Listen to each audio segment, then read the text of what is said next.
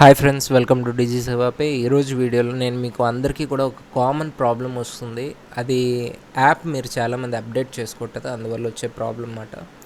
So present అయితే ఆ error ఈ విధంగా చూపిస్తుంది: bio authentication required for given CW transaction, cash withdraw transaction.